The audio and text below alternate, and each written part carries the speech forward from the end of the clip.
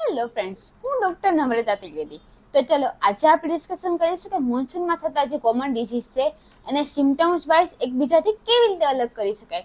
તો ફર્સ્ટ છે ડેન્ગ્યુ. તો ડેન્ગ્યુમાં બધાને ખબર જ હશે કે ફીવર અને સાથે હેડેક હશે, પણ હેડેકની એક મોસ્ટ કોમન જગ્યા છે, લાઈક રિટ્રોઓર્બિટલ પેન, એટલે કે આંખની પાછળના ભાગમાં આ ભાગમાં હેડેક થશે.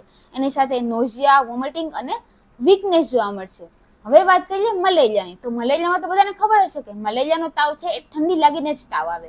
એની સાથે નોઝિયા અને વોમિટિંગ ને વીકનેસ જેવા સિમ્ટમ્સ જોવા મળે. હવે વાત કરીએ ટાઇફોઇડની. તો ટાઇફોઇડના જે બેક્ટેરિયા છે એ આપણા ગેસ્ટ્રોઇન્ટેસ્ટિનલ ટ્રેક્ટને અફેક્ટ કરે છે, એટલે એનો જે તાવ છે એ હાઈગ્રેડ ફીવર હશે. એની સાથે વીકનેસ અને નોઝિયા, વોમિટિંગ, ડાયરિયા અથવા તો કોન્સ્ટિપેશન જેવા સિમ્ટમ્સ જોવા મળે.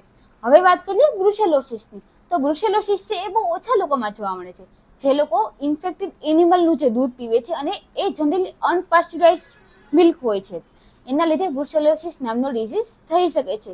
એમાં કેરેક્ટરિસ્ટિક હશે ફીવર સાથે જોઈન્ટ પેઇન હશે અને પ્રોફ્યુઝ પર્સ્પિરેશન, એટલે કે એકદમ જ બહુ પરસેવો વળતો હશે.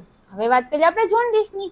તો જોન્ડિસમાં બધાને જ ખબર જ હશે કે ફીવર, એની સાથે લેક ઓફ એપેટાઇટ, એટલે કે ભૂખ ઓછી લાગવી, અને જે યુરિનનો કલર છે એકદમ ડાર્ક યલો કલરનો યુરિન હોય, અને આપણી જે સ્કિન છે એ સ્કિનમાં યલોનેસ જોવા મળે. એકદમ જે આઈસની નીચેનો ભાગ છે એમાં પણ યલોનેસ જોવા મળે.